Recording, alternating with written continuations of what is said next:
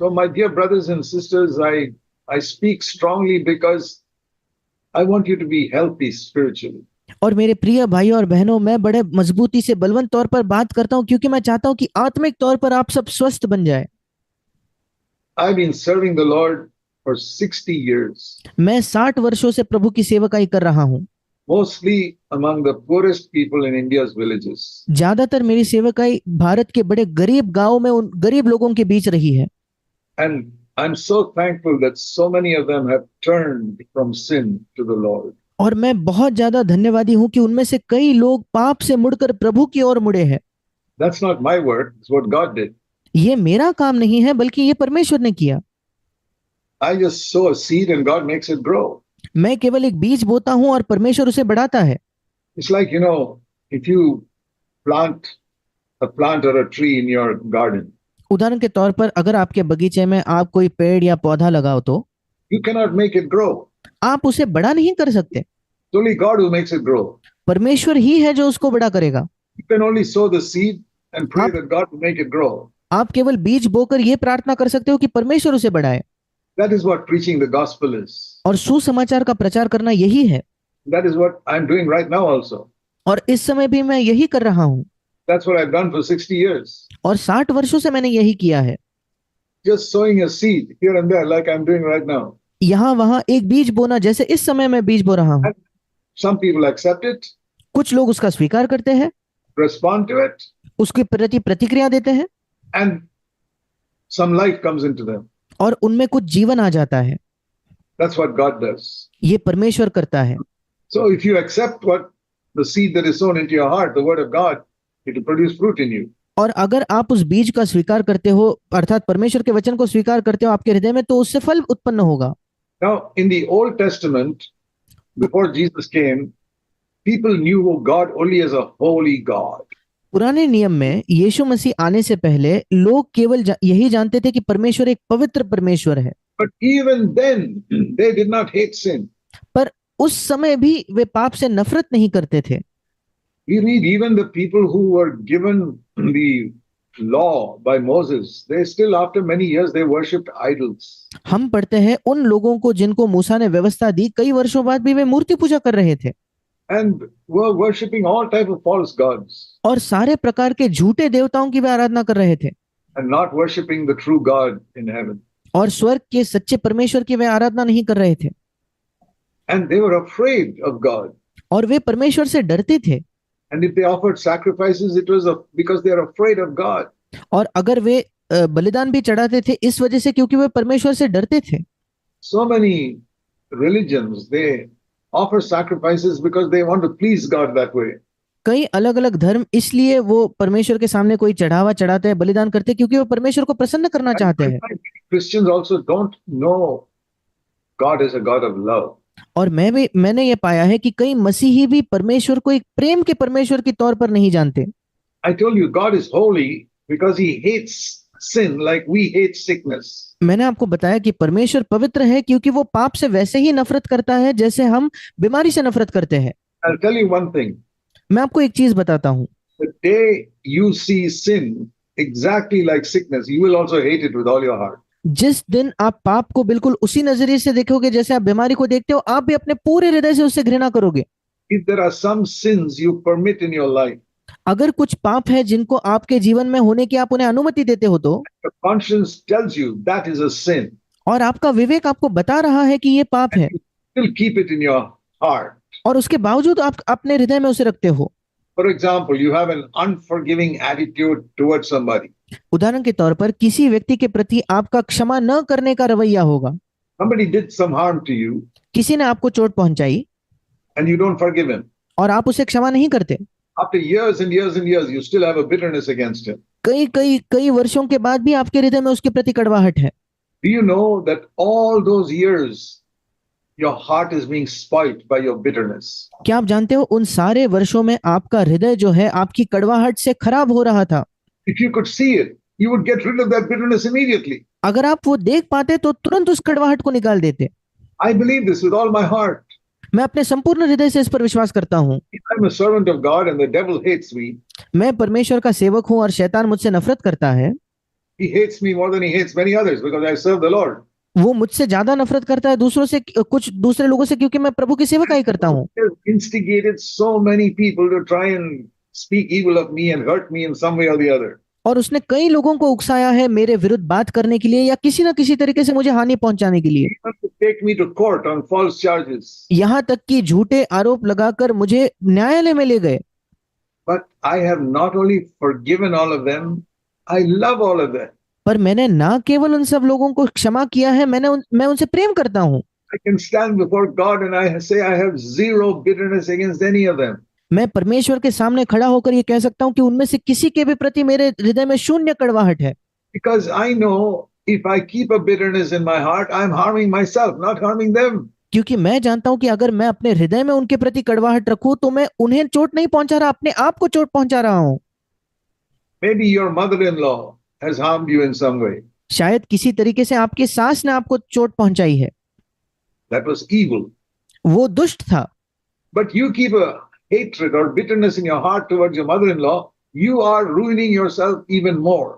पर अगर आप आपके हृदय में अपने सास के प्रति कड़वाहट रखते हो तो आप ज्यादा अपने आप को खराब कर रहे हो या हानि पहुंचा रहे हो। Maybe your brother or brother-in-law cheated you of some property or money or something.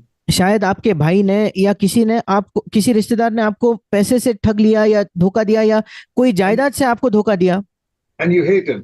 और आप उससे नफरत करते हो। You've already lost your money. आप पहले ही अपना पैसा खो चुके हो। On top of that, you're harming yourself with your hatred towards that person. उससे भी ज्यादा आप अपने आप को हानि पहुंचा रहे हो अगर आप उससे नफरत करते हो तो। You understand that? क्या आप इसको समझते हो? Many clever people who know so much of worldly things do not understand it. कई बुद्धिमान लोग जो इतनी सारी संसारी चीजें जानते हैं वो इन चीजों को नहीं समझते। They don't understand what way harm they are doing to themselves. वे इसे समझते नहीं कि इससे क्या हानि हो रही है उन्हें।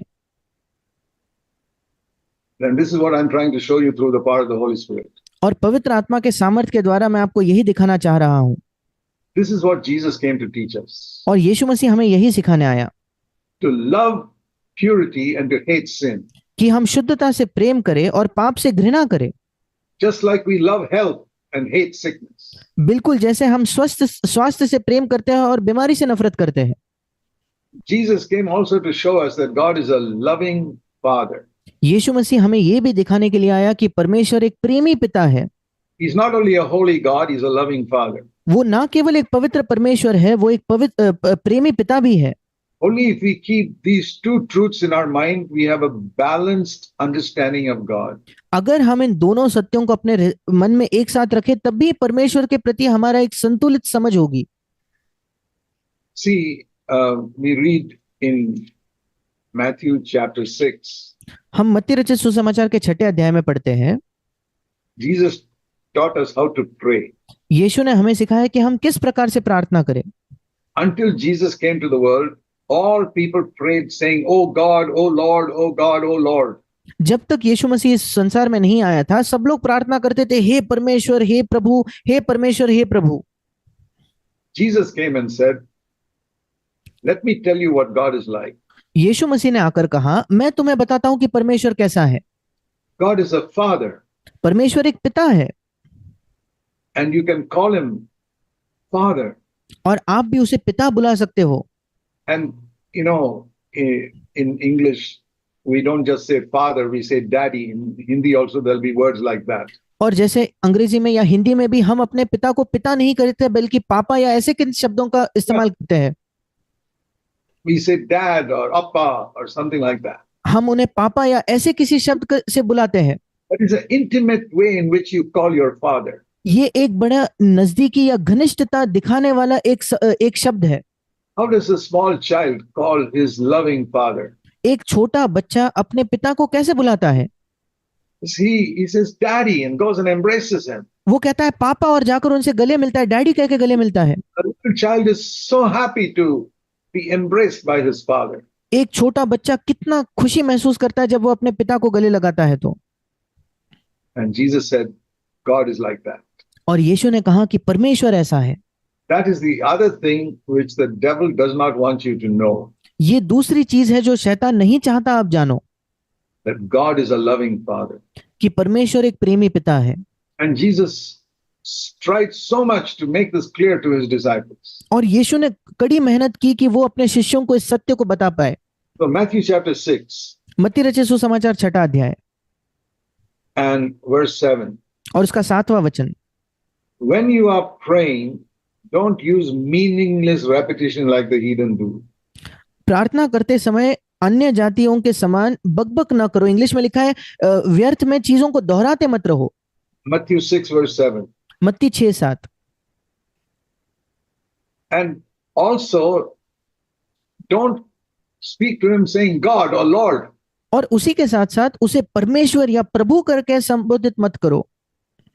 Say, verse 9, pray, our Father who art in heaven. 9वें वचन में यीशु कहता है, तुम इस रीति से प्रार्थना करो, हे हमारे पिता तू जो स्वर्ग में है। That is what a son will call his father. एक बेटा अपने पिता को यही बुलाएगा। So I have learned to call God Father मैं परमेश्वर को पिता बुलाना सीखा हूँ, or Daddy, या पापा डैडी कहना सीखा हूँ। Heavenly Father, मेरा स्वर्गीय पिता, Father who art in heaven. मेरा पिता तू जो स्वर्ग में है। That teaches me two things. ये मुझे दो चीजें सिखाता है।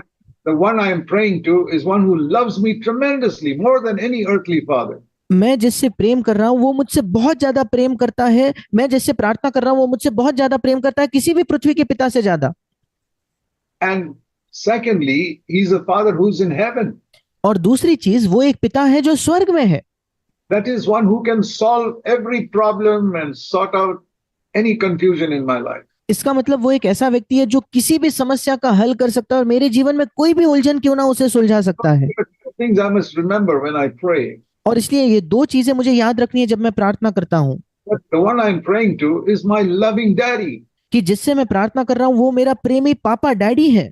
He does not hate me, he loves me. वो मुझसे नफरत नहीं करता, वो मुझसे प्रेम करता है। Even if I made a mistake, he wants to forgive me.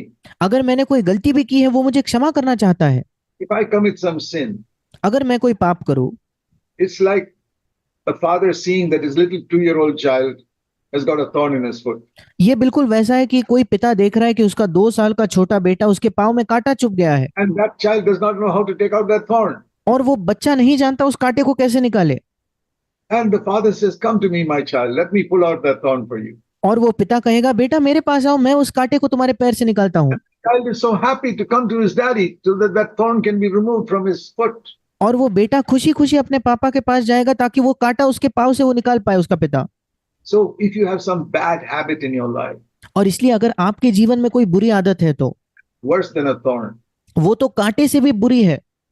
it's like you're having a cancer and a doctor says, I can cure you of it, I can do an operation and heal you of it. ये बिल्कुल ऐसा है कि आपके जीवन में कोई cancer है और कोई डॉक्टर कहता है कि मैं आपको चंगा कर सकता हूँ, एक ऑपरेशन करना पड़ेगा, आप चंगे हो जाओगे। Doctor says, come to me, I will remove it. Doctor कहता है मेरे पास आओ, मैं वो कैंसर निकालूंगा। He may cut open your stomach, but you'll be healed of your cancer. शायद वो आपके पेट को काटेगा पर आपका कैंसर ठीक हो जाएगा। And that is how God invites us. और परमेश्वर हमें इसी प्रकार से न्योता देता है। Comes to save us from the things that are ruining our life. वो हमें बचाने के लिए आता है उन चीजों से जो हमारे जीवन का नाश कर रही है।